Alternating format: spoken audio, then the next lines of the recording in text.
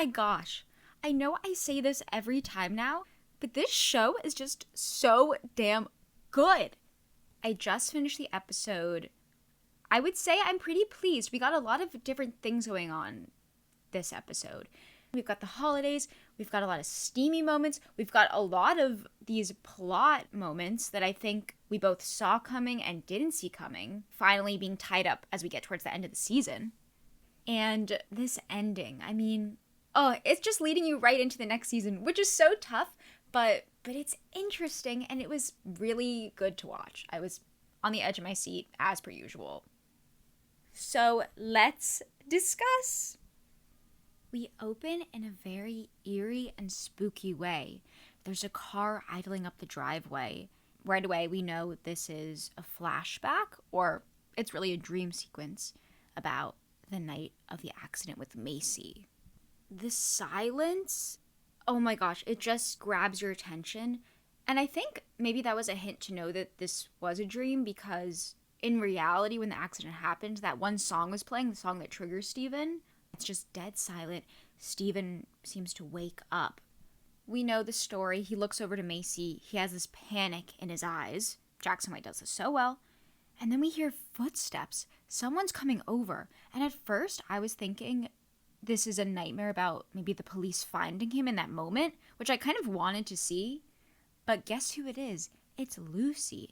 And not Lucy in the present. It's like season 1 Lucy with her old preppy style, the minimal makeup. Like, that is Lucy as Stephen first met her.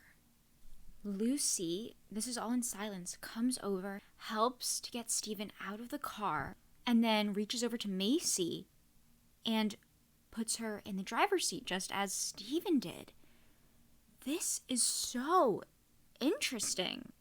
Stephen is watching in shock. Lucy comes over and says, "Hey, it's okay, Stephen."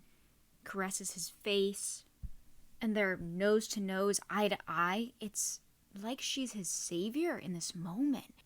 I love when we get the psychology of Stephen, because I think it's so interesting, and especially to keep coming back to the Macy incident is important. That's not just something that you would forget about. But then Stephen awakes in a jolt from this nightmare. And he looks over to Diana, who's sleeping peacefully next to him.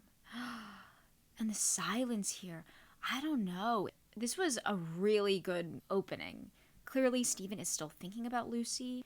And a lot of what we learn from this episode is that because of how his dynamic with Diana is changing, he is thinking back to that relationship and the good things about it.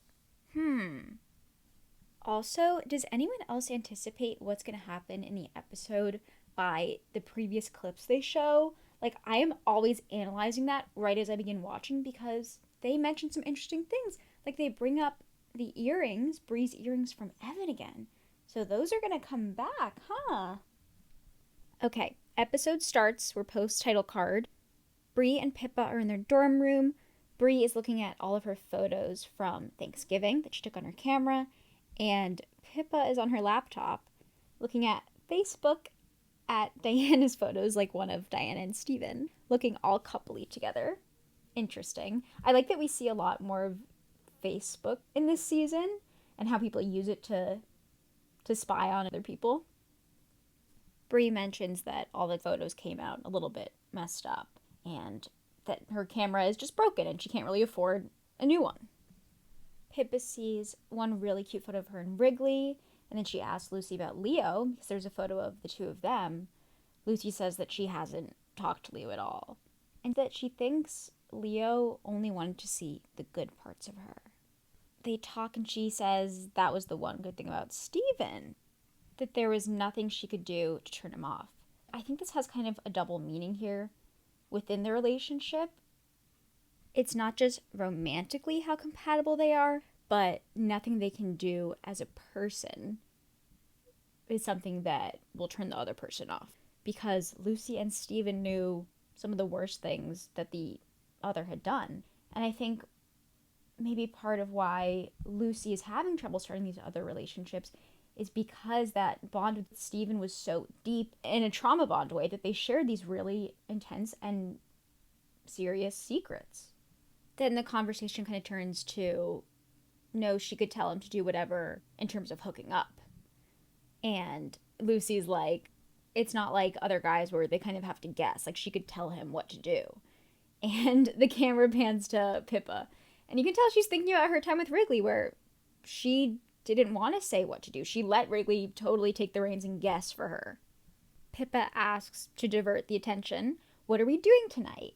And we learn that Bree and Lucy were invited to and are attending Marianne's Christmas party, where she's inviting over students. And of course, who's going to be there but her husband, Oliver.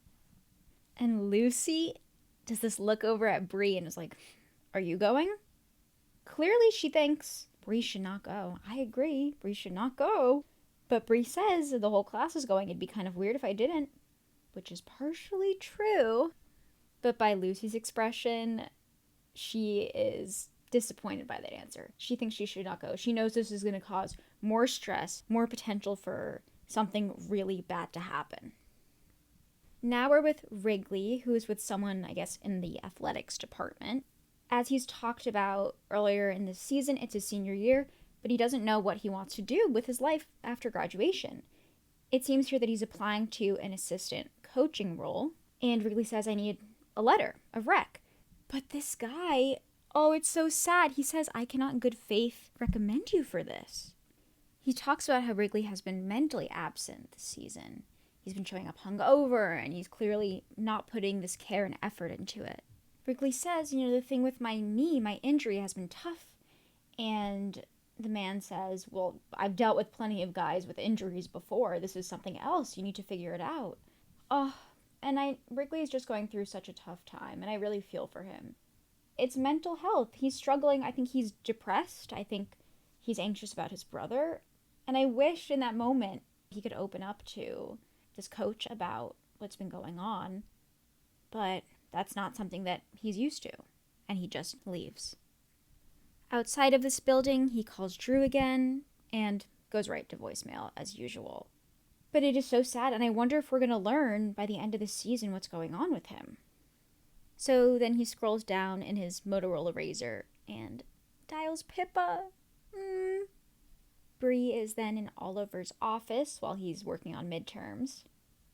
They talk about their holiday plans. Oliver's going to go back to London as they do every year. He asks Bree and she says, oh, I might stay with some friends. So there's another reminder again that she doesn't have a home or family that she can just expect to go back to when the holidays come around.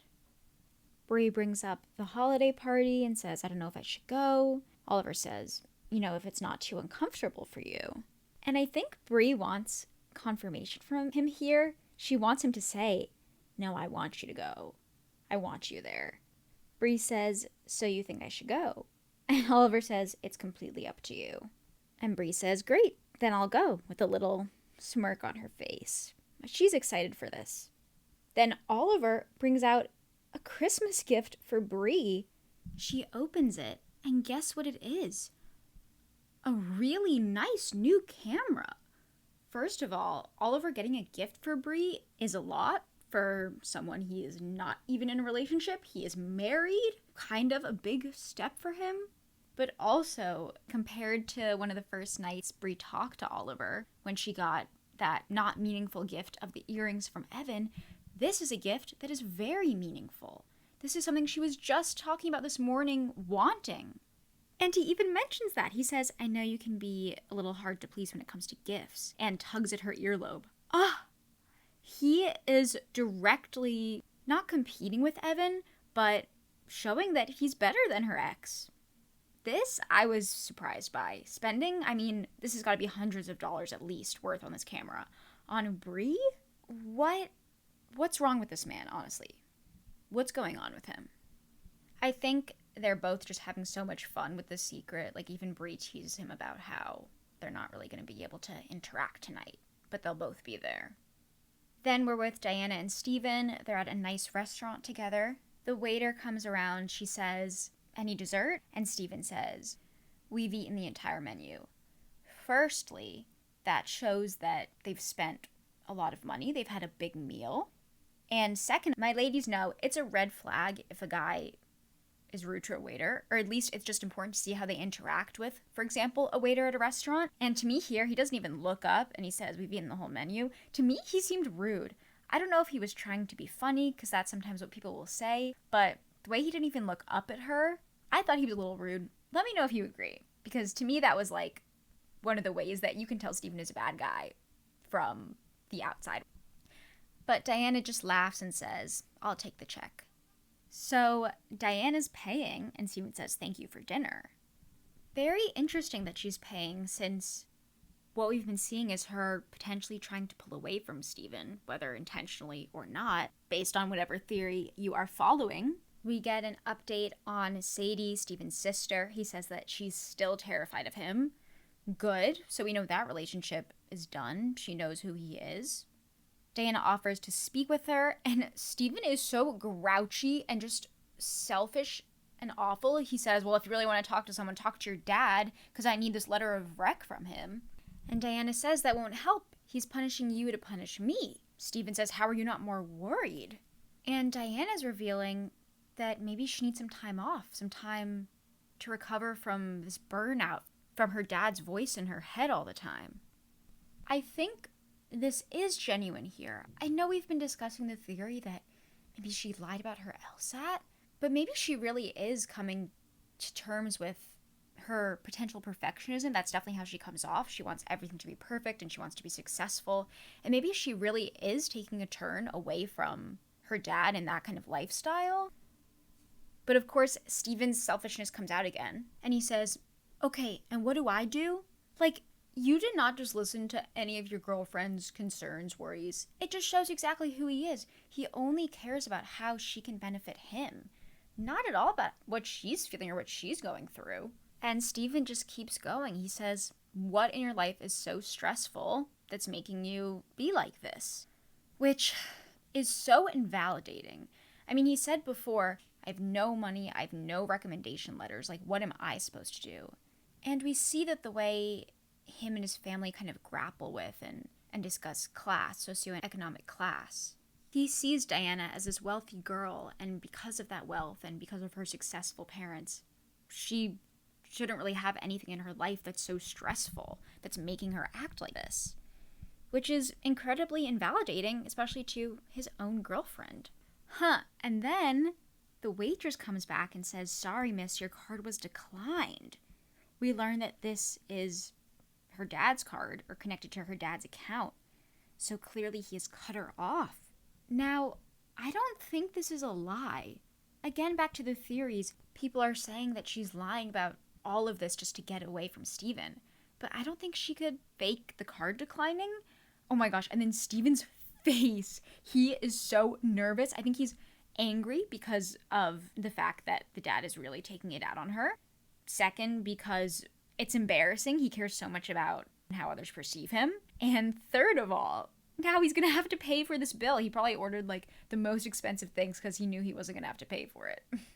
I don't know. Maybe she's lying. She could have canceled her own card. I mean, she does have this look on her face like she just does not want to be there anymore. But I don't know. Let me know if this changes your thoughts about the Diana-Stephen theories. I think it's real at this moment, but I can't quite be sure. I think I'll need a little bit more information. Okay, time for the holiday party. Bree and Lucy roll up. Bree looks great. She looks very mature. Hair's all done. She's got this low-cut black dress and a red lip. She's not here to play. And you know what else she has on? The earrings from Evan. And Lucy is anxious too about this whole situation. She asks Bree, what are you going to do if you see him? And Bree's like, I don't know, pretend I don't know him? Perfect timing, Marianne comes out and asks for some help carrying boxes into the kitchen. It's immediately awkward, or at least Bree and Lucy are clearly uncomfortable. Marianne offers them both a drink, says she'll pretend they're upperclassmen. She is not serious about this stuff. She is always offering them drinks. Okay, then Marianne says having everyone over reminds her of graduate school, or Who's Afraid of Virginia Woolf. Now, I have not read it before, but I did some research. Who's Afraid of Virginia Woolf examines the complexities of the marriage of middle-aged couple Martha and George, and is seen as a harsh portrait of marriage, as a vehicle for conflict, arguments, and disappointment. In it, there is this middle-aged married couple, Martha and George, and one evening after a university faculty party, they invite over this younger couple and, as Wiki says, draw them into their bitter and frustrated relationship. It's a long night of malicious games, insults, humiliations, betrayals, and more. I think this is a bit of an Easter egg or look into maybe what's going to happen with Bree, Oliver, and Marianne. It seems like they might already be having trouble in their relationships, and they're having this younger girl, Bree, come into it, and it's just going to create more chaos and expose the issues that are already going on. I think it might be hinting that Marianne knows more about the situation than she's letting on, and that this might just be a game in a way between the three of them. Has anyone read Who's Afraid of Virginia Woolf and has insight on it? I'd love to know more. Bree continues to be awkward. She's in her own world. Marianne asks if she's okay, and she's like, yeah, I'm great. Your tree is pretty. Marianne's like, yeah, it is a pretty Christmas tree. But she tells them, eat and enjoy, and puts a little hand on Bree's shoulder. And Bree's face, she is so uncomfortable, because I think this is the weirdest situation she's been in so far with this entanglement with Oliver. She is right there under their roof. Bree then asks Lucy what happens in Who's Afraid of Virginia Woolf? And Lucy says, I don't know. I think the main couple gets really drunk and makes everyone uncomfortable, which doesn't happen in this episode, but I wonder if that's foreshadowing for the next one. They exit the room, Bree walks, Oliver's across the room, and they share some glances. Listen, I do not like this relationship, but this was a good moment. The way that they edited this and the music, they're building that tension well here. Okay, now we're with Evan and Stephen. Evan's on his computer, back to fake Facebook, and he's looking at all these older guys. And to anyone else, I just knew right away, I'm like, he is trying to find the 45-year-old that Bree's with. He is not going to let this go. Now that he knows, he is going to hunt for him, which is so bad. Also, we learn that Stephen's crashing at Evan's. He says, if Diana asks, you needed me?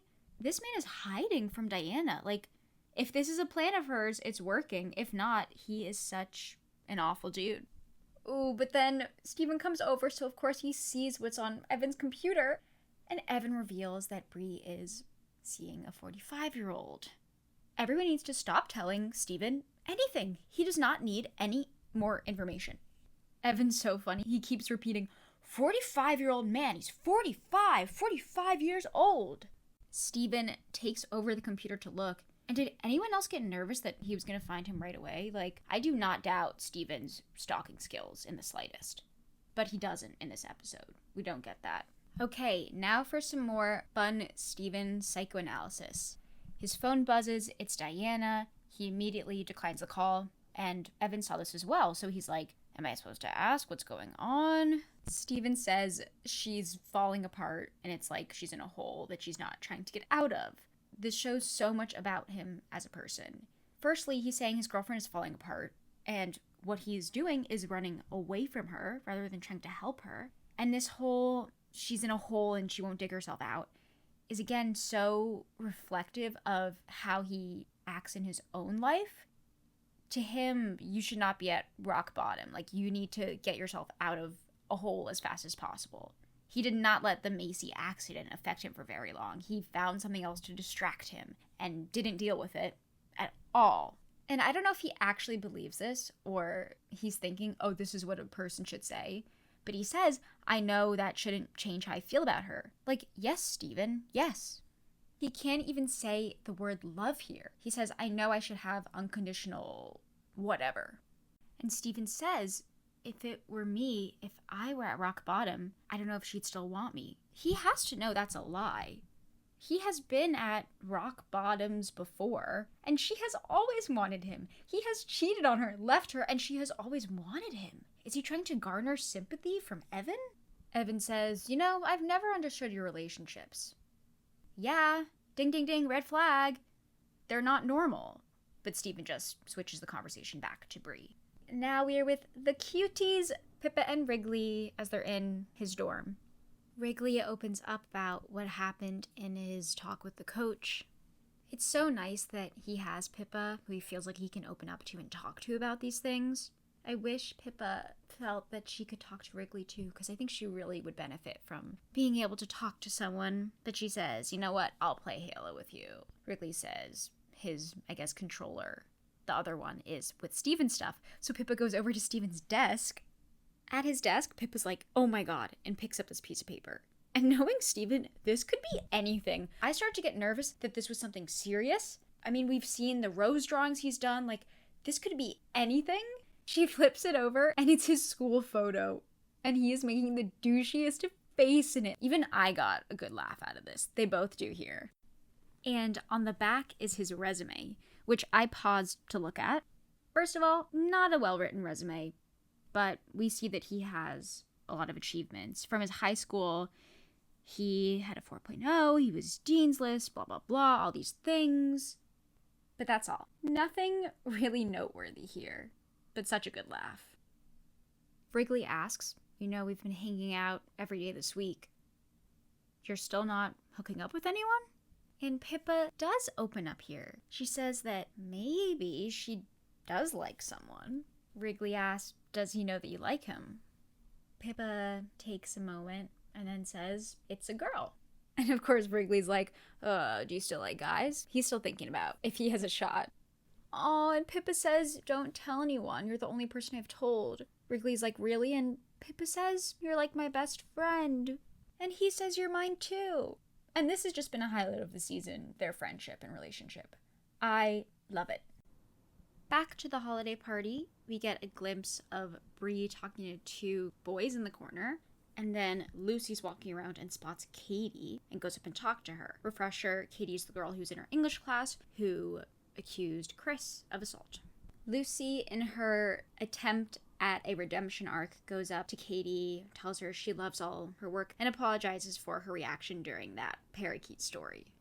They have a laugh together, and Katie says, yeah, I can't wait for this semester to be over. So sad. And I think this moment also makes Lucy just think about Chris again and how awful it is that he is getting away with all of this, especially to one of her best friends. And then Marianne comes up to Lucy all excited because she is going to introduce Oliver to her. And it's so sweet of Marianne because she just loves her students and loves Lucy and wants to talk to her and introduce her. But at this point, Lucy doesn't know that Oliver knows. Oliver knows that Lucy knows about him and Bree. But Lucy's kind of tough with him. Oliver asks, are you having fun? And Lucy says, are you? All stern. Like, there is a double meaning here. She is not just saying, are you having fun at the party? She is asking, are you having fun with my best friend Bree? Lucy is staring him down. Like, oh my gosh, I thought she was going to yell at him or something in this moment. And I think Oliver's uncomfortable. He steps away. And I don't know if he expected Lucy to act like that. I mean, he does think she might be a bit unhinged and untrustworthy, so he exits from that situation. And then Marianne, who stepped away, comes back and says to Lucy, I told him about you, which is so sweet. Marianne says, usually you feel like your teacher doesn't even know you from the next student, but that's not true, that she learns from her students each year, and that she's seen a lot of change in Lucy. She is again so kind, which I think just twists the knife even further in Lucy about this secret. Bree is still talking to those boys in the corner, and she catches Oliver's eye across the room. I think Bree's trying to make him a little jealous, because he keeps looking, and then she goes, will you excuse me a second? And leaves and comes right over to where Oliver's standing, getting some food from the table. Oliver says, they seem like nice boys. And then he goes behind her, caresses her backside, and says, wipe off your lipstick and meet me in the back room past the stairs. Oh no, we are not, this is not happening under this roof, in his house, in his and Marianne's house. Bree does as told. She wipes off the lipstick so there'll be no evidence on Oliver's face of what's about to happen, and struts right over to meet him in this room, which appears to be his, laundry room. He locks the door, they start passionately kissing, and it escalates. It's a small room, and while they're hooking up, Bree is looking at the door and seeing the shadows of people's feet as they go by. She can hear them talking and laughing. This is not the most secure place. And she looks over at the drying rack and sees Marianne's stuff hanging on it. And even though she was clearly enjoying this at first, it seems as though she's having a moment or a revelation here that this doesn't feel right. They finish, Oliver cleans himself up first, and Bree's like, So he picks something out of the laundry, just randomly, throws it to her. And then Bree notices it looks like Marianne's silk robe or nightgown, and she's looking in her hands. She's looking at this like she has blood on her hands. She just drops it.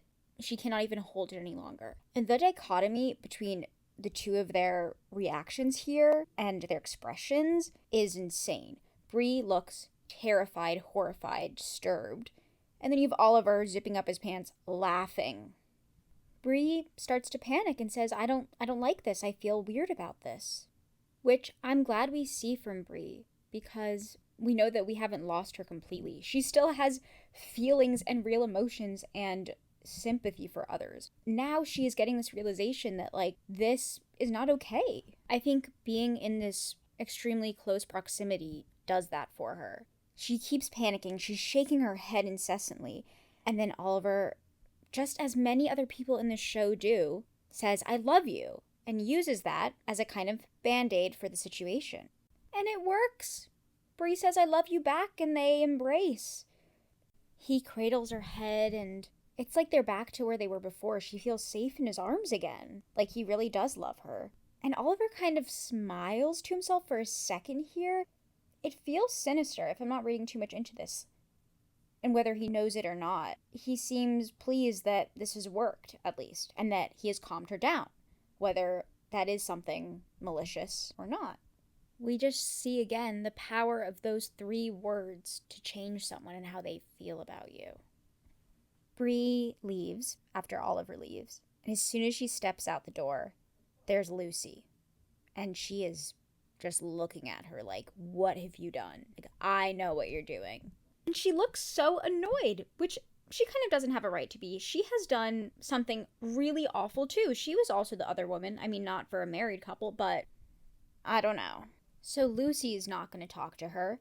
And then Bree keeps walking and sees Oliver and Marianne, and Oliver's hugging her and giving her a kiss, and they're talking and laughing.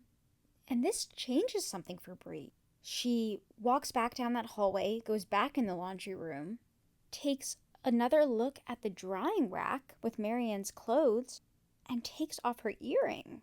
She removes her other earring and tucks them both into this back pocket of a pair of pants.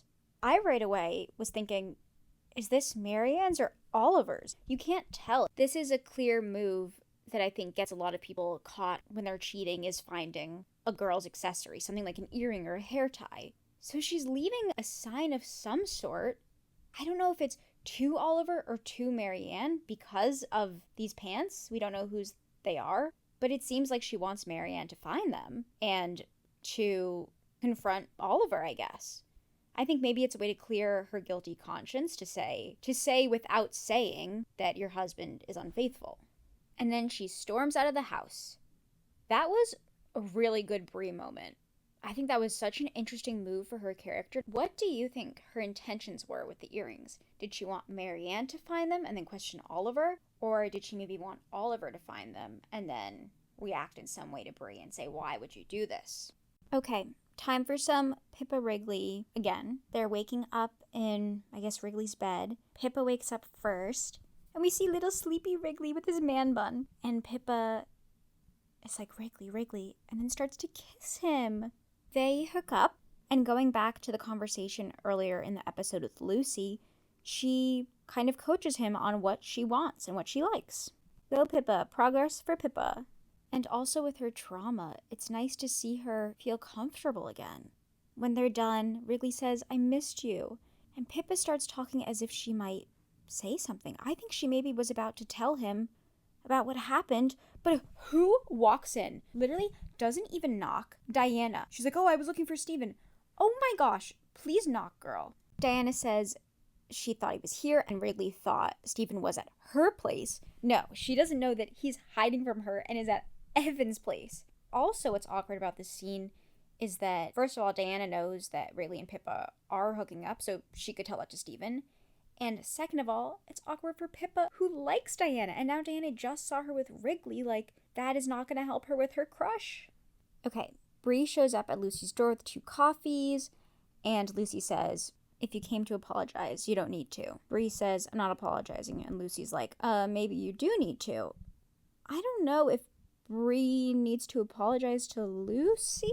I mean, yes, it is bad that Bree told her this secret, because now that puts all this pressure on Lucy to keep it as well, especially when she's close with Marianne. But again, just knowing everything Lucy has done, it's like she doesn't have the right to, almost. Bree says, I know what it looks like when someone actually cares about me, and Lucy's essentially like, you are being a little bit delulu. You are not with him. He has a wife. And it's a tense conversation. Bree says, Lucy, you have people that care about you. You have a family to go and spend the holidays with, and a mom and a sister, and that it might not seem like that to you, but that's because you already have it. Which is, again, another theme throughout this episode and season, how people's different life experiences shape how they view the world and their actions. And Bree is still in La La Land a bit. Lucy says, what do you think is going to happen? You think he's going to leave his wife, Marianne? And Bree says, it's not about that. But it is about that, because is this just going to keep going on like this forever? No. Humans can't do that. Bree is going to want a relationship. She's going to want more from him, but he's not going to be able to give that to her while he's still married. And Lucy says, I'm so scared for you. But I think Bree, again, this is what happens in these toxic, manipulative relationships. That only pushes her closer to Oliver in a way, because she thinks he's the only person that's nice to me. Everyone else is yelling at me about this, but he understands. No one else does. I really think him saying I love you in his manipulative way just brought her back into this fantasy. Because in this scene in the house where she first walks in and catches his eye, there's this music playing and it feels like a dream sequence almost. I think she really thinks she's in a movie. Then they go to the laundry room and it's this dimly lit little space, and the veil kind of falls because you realize what this relationship actually is. It's a secret affair. It's not some kind of movie. But as soon as he says I love you, then it's all back into La La Land and this romantic idea. Lucy is on campus running. I like seeing this throughout the season because I think it tells us more about her character. We usually only see her with friends in class and with Stephen, but seeing what she does outside of this and this way that she's been coping with everything in her life, I think is a good touch. And also ties back to Book Lucy. She stops and then Stephen walks by and he says, you jog now? And I'm thinking, Lucy, don't engage. Keep running. Keep running. But she says, yeah, sometimes. And then Stephen says, oh, I was just walking back from Evans. I stayed the night there. Is he trying to drop hints that he's not going to be with Diana anymore? I think he is. And Lucy gives a great response. She's like, didn't ask. Because true, she did not ask. Then Stephen does a little check to see if she's single and says, did you work things out with Leo? And she's like, of course we didn't. Another good Lucy standing up to Stephen line. She says, I've been trying this whole semester to be better than I was when I was with you, and you think that's funny. I'm not sure what I think of Stephen's response. He says, I don't think that's funny. I just think Leo's an idiot.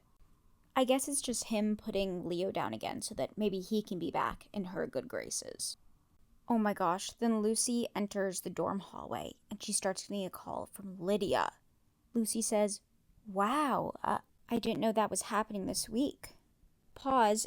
I'm thinking, are we going to court? What's going on? What's happening this week?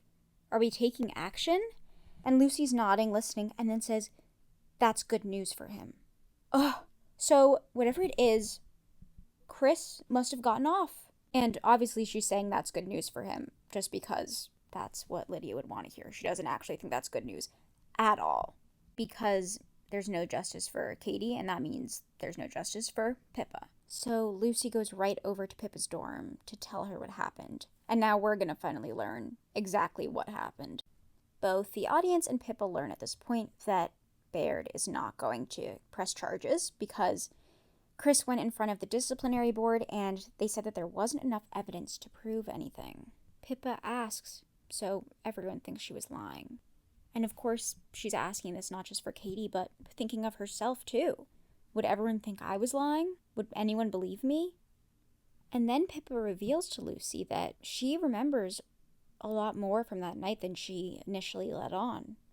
At this moment, she essentially confirms that, yes, he did assault her. She is aware of that. She wasn't completely blacked out. She knows. So, we know what's coming. Or, well, we don't know. But online, we've all been discussing that the showrunner, Megan Oppenheimer, says episode 7 has a twist. Something happens. Lucy does something that is very wrong. That when Megan pitched this idea, they said, you're going to get canceled. So, we're getting closer to knowing what that thing is. Okay, Stephen and Wrigley are now in the dorm. Wrigley informs Stephen of Diana's interference earlier on him and Pippa. And you know, this sets off some kind of alarm in Stephen's head. Him, Diana, and Pippa all together, I don't like this. Stephen comes over, sits down, asks about Drew, if he's talking to Wrigley yet, and here he goes meddling. Wrigley says he hasn't talked to Drew, and Stephen's like, oh, so you think what will help your situation is spending all your time with Pippa? Oh my gosh, why are you bringing this up? He doesn't want Pippa around. Ooh, and I am so proud of Wrigley. He immediately clocks this. He turns off his video game and says to Stephen, you know, sometimes I feel like you say stuff just to be a dick. Like you store things up and then make me feel like shit for no reason. Stephen says, it's not my fault that you feel like that. Oh, Wrigley gets up. And he is finally realizing Stephen and his ways and standing up to it. He says, are you mad at me about something?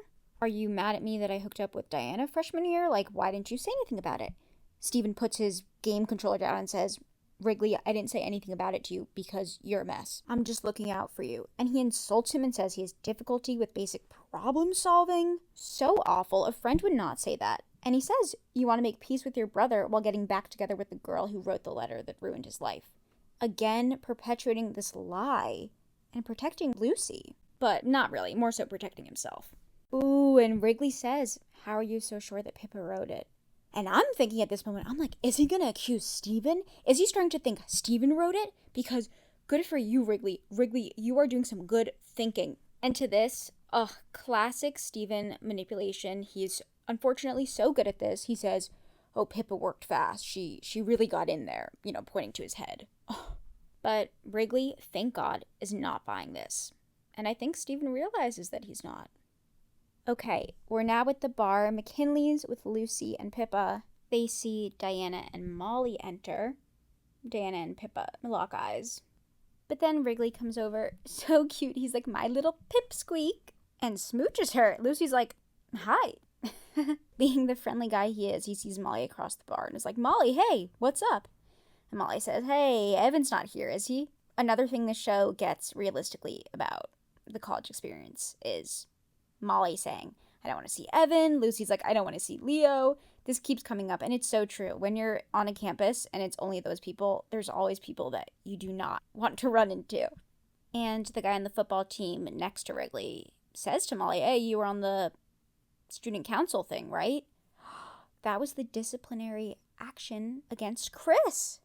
And the football guy said, oh, my buddy had to be a witness for that guy, Chris. And Wrigley's like, oh, this is the girl that said that guy assaulted her? Then the football guy says, it's crazy how girls can just lie about stuff like that. And Lucy snaps back. Right away, she says, you don't know she was lying. Molly says she thinks she had a bad night drinking and was embarrassed and regretted it. Excuse me? And the football guy backs it up and says she made up a story and almost got the kid expelled. This just keeps getting Lucy even more fired up. She says, what you're saying right now, both of you, is so messed up. Wrigley tries to change the conversation, but they keep going. The football guy says, I'm saying what everyone thinks. And Lucy just like, no, I do know she wasn't lying. Pippa keeps looking over at her and, oh, it's so hard because Lucy is trying to do a good thing, or she's feeling very impassioned about it because she's upset for her friend. But this is not the way to go about it with Pippa. Like, I guess she's standing up for Pippa while she's there. It's better than her not saying anything. But what happens next? So The theories that many people had were right. The theory about what happens in episode 7. I cannot believe people were spot on. So when the football guy asks, how could you possibly know that she's not lying? She says this isn't the first time that Chris has done something like this. And just as people have theorized, she then says he did the exact same thing to me. Oh, this is bad. This is gonna get bad. But I cannot believe that people guessed this. Wow. In one way, it works because you see Molly looking like, oh man, this happened to her and I was just saying all these things. And then Lucy essentially retells the entire story of what happened to Pippa, except claiming that it was her. So after she says this, they apologize and are like, sorry, didn't know that happened. So for a split second, it's satisfying seeing these people who had been so ignorant about the situation finally showing some sympathy. But for Pippa, that is uncomfortable. That is essentially like telling her secret in a way.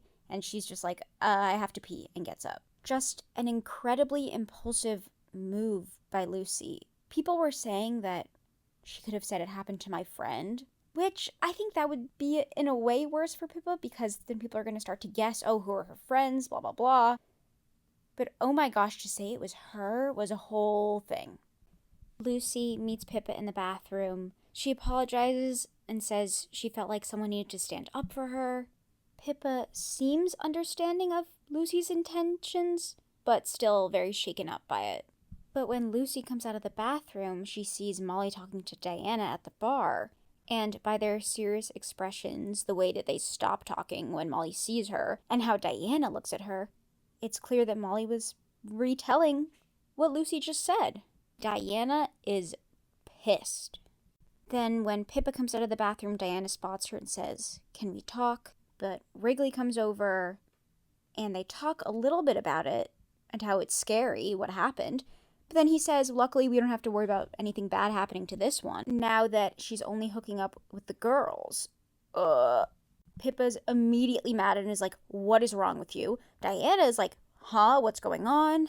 And Pippa unleashes onto Wrigley. She's like, are you even a real person? Have you ever taken anything seriously? Not everything's just a joke because you are, and there's no wonder why the coach wouldn't write you a recommendation. Oh, and she keeps going. She says you're a disaster, you're embarrassing.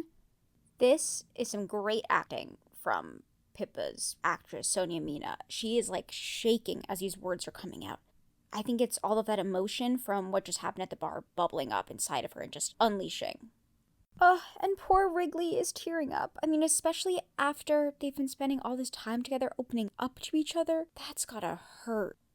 And I don't think he meant to say something that would hurt her. He doesn't think.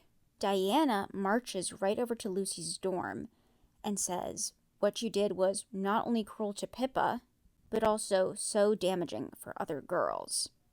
And that all she did was prove that girls lie. And that now everything he said about Katie, I guess that she's a liar, is everything he would have said about Pippa. And that it actually looks true. So, like, what do you think you got from that? Diana asks, what do you think is going to happen to Chris now? And Lucy says, nothing. That's the point. They're both upset. Lucy closes the door. This is an interesting conversation. Diana is very true that Lucy lying about this only goes to undermine girls who are telling the truth and survivors' stories. But at the same time, I do understand what Lucy said at the end about how she can say this all, but it's not going to change anything, and that's the point. Only issue with this is, if anyone else hears about it, then it's going to come out that it is a lie. But that was very interesting between the two of them. They both had interesting points. Pippa's in bed. Someone's knocking at her door. She goes to it, and it's Wrigley. And she says, when I wasn't picking up your calls, I didn't mean for you to come over. So he's been calling. She's been ignoring him. And Pippa keeps going. She says, are you kidding me? Do you have another joke to tell? And then Wrigley has the most heartbreaking speech. He apologizes. He starts to tear up. He says, there's not even a point to me. And he goes through how he's been feeling. He says, I ruined my brother's life. And then he cracks and starts sobbing. And he talks about his mental health, that he feels sad all the time and he doesn't know why. Oh my gosh, I was crying.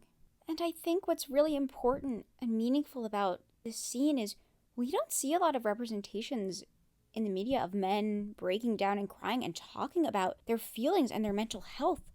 It really just made me love this character even more. And Spencer House, the actor, does such an incredible job. The way he is sobbing and heaving is so realistic, and it makes you feel so much for him.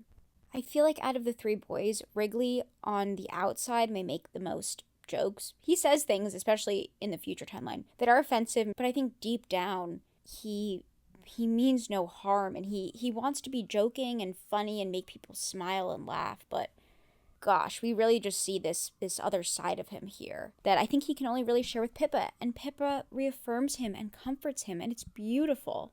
So that made me feel everything. And then Lucy's in bed, sees that she has one missed call from Lydia. Oh, and she left a voicemail. So Lucy starts listening. Lydia says, I talked to Chris this morning and he heard what you said about him. First of all, this news spreads fast. And Lydia says, don't ever call me again.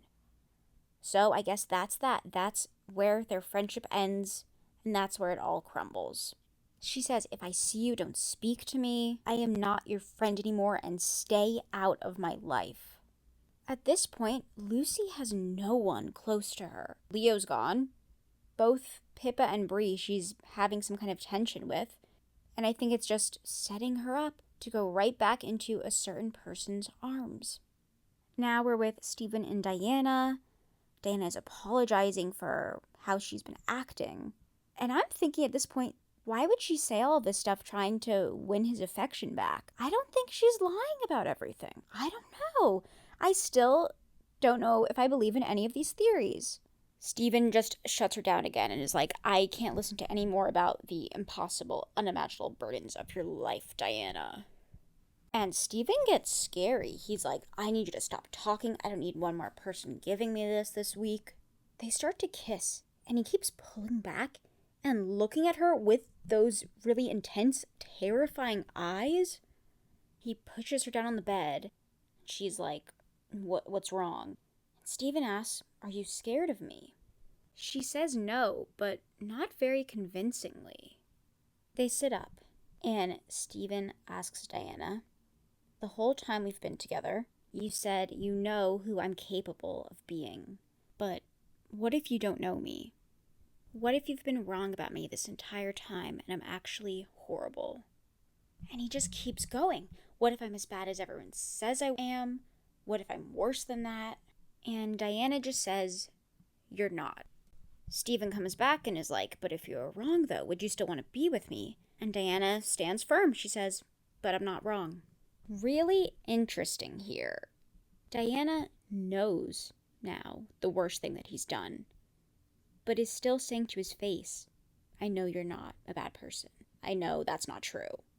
She's pushing it down. Stephen doesn't know that she knows, but she won't even say, oh, if you were bad, I would still love you. She's just like, you're not. Stephen leaves, and guess whose door he knocks on? The person who knows he's a bad person and loves him still. Lucy. As soon as she opens the door, she's like, eye roll, groan, like, what are you doing here?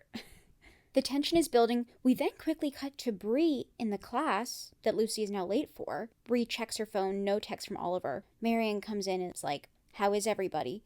She tucks her hair behind her ears. She is wearing the earrings that Bree left. Okay, back to Lucy and Stephen. He starts apologizing. He walks into her room, doesn't even ask, and closes the door behind him. Lucy, I'm so glad she does this, walks right over, reopens the door, and stands by it while staring him down. And Stephen goes on this same line of questioning. Do you think I'm a bad person? You always knew that about me, but you still loved me. And Lucy's answering yes, and she's nodding, and she looks pained to say it, but it's true. Stephen says, I think you might be the only person that feels that way about me. So clearly he thinks Diana would not still love him if she knew everything, / knows a lot, but ignores it, and that's how she's able to love him rather than because of who he is as a whole. And thank God Lucy's like, why are you telling me this right now? But Stephen says, because this goes both ways. He says, I know all the worst things about you, things that nobody else knows. And he says, and I still love you. Lucy trembles and she says, stop. And Stephen's like, that's why we don't work with anyone else. That is so toxic and manipulative. Oh my gosh, you can see Lucy, she wants to leave. She wants to back out of this. She wished this weren't happening because she knows the path that this leads down. It's not good for her. And her eyes well up, and Stephen has this look on his face that I haven't seen before. He looks vulnerable, like he is, for once in his life, telling the truth. And without breaking eye contact with him, she moves her arm and shuts the door. Cut to black. Wow, this is really leading us, I think, into the next season. I mean, similar thing happens for the book, where they get back together right at the end of sophomore year. Oh my gosh. Okay, back to Bree and the teacher. So much happened in this last part. The earrings. What do we think happened here? There is so much that could have happened. She is either in on this game, in on this cat and mouse game, like Who's Afraid of Virginia Woolf, kind of, and she knows what she's doing and she purposefully flashed the earrings and wore them in that class. I mean, those are kind of nice earrings to wear to teach a class, an undergraduate class. Or perhaps Oliver was able to find them first and twist it and say, oh, here, I got these for you for Christmas, for a gift. Because the thing is, she didn't just leave one earring, which would be a clear sign that something fishy was going on. She left the full pair so it could be taken on as a gift. Ooh, and All These Things That I've Done by The Killers comes on at the end. Such a good song. So meaningful for this episode. Wow. It's funny, the last time we heard The Killers, I remember back to season 1, it's used a lot with Lucy and Stephen. For example, at the luau party when Stephen comes downstairs with Diana, Mr. Brightside is playing. So it seems to be the theme music of this strange, twisted throuple, the three of them. Okay, time for some final notes, things that I may have forgotten to say throughout. The actor who plays Wrigley, I was talking about how good his acting chops are. He is not in much else. He needs to be in more. He is so amazing. I wonder what's going to happen in the next episode now that people are talking about what Lucy said, but also Stephen's going to get back together, I think, with Lucy, and he's going to want to defend her. Is he going to become a part of that as well? How does that work with him ending up with Lydia later on? Also, are the earrings how Evan's going to find out about Oliver? Because they're kind of a distinctive pair of earrings. They're not very common looking. I think Stephen's charades are catching up to him a bit, with Wrigley standing up to him, with Diana being a bit scared. Now that he doesn't have this future that he's been planning, and that dream is crumbling, he wants to go back to Lucy. Ooh, something else I read online about Diana versus Lucy is that Diana deleted those pictures and covers up for Stephen because she believes he has made a mistake and that he's a better person, actually. But Lucy knows that deep down he is a bad person and will continue to be one. Do you agree with that? I think maybe Diana just so badly wants to believe that he's good and pushes it down, but I think she knows deep down who he is, versus Lucy, who doesn't try to hide it. Okay, also, Lucy and Lydia. It is kind of crazy that if Lucy said all this stuff, Lydia wouldn't even ask, like, did my brother really do that to you? I mean, she really, I guess, just takes her brother's word for it. But if that's your best friend, wouldn't you say, like, why are you saying this? I mean, I guess after Stephen revealed Lydia's secrets that Lucy had exposed to him, she just has zero faith in her anymore, which is somewhat valid, but ugh. Also, back to the earrings. I wonder if Marianne remembers that those were the ones Bree was wearing, because she had those things on, and Marianne was talking to her for a bit. Ooh, I read a tidbit that Kat Missel, Bree's actress, is doing a cover of Mr. Brightside for the next episode. That's gonna officially signify Stephen moving back to Lucy. It's the killers. I think that's all my analysis. Let me know if you have any new theories, if your previous theories have changed, what you want to see in the next episode. Okay, now I kind of want to do a part about my favorite lines and moments this episode. First, Evan saying, 45 years old, a 45-year-old man. That was great. Stephen's college portrait that will haunt me in my dreams. Stephen's face when Diana's card declines and he realizes he's gonna have to pay. Priceless. Let me know in the comments down below some of your favorite moments. That is all for today. Please, if you enjoyed, leave a like and a comment. I would love to discuss this with you. And I want to say thank you for all the love on the last video. Talk to you soon. Bye.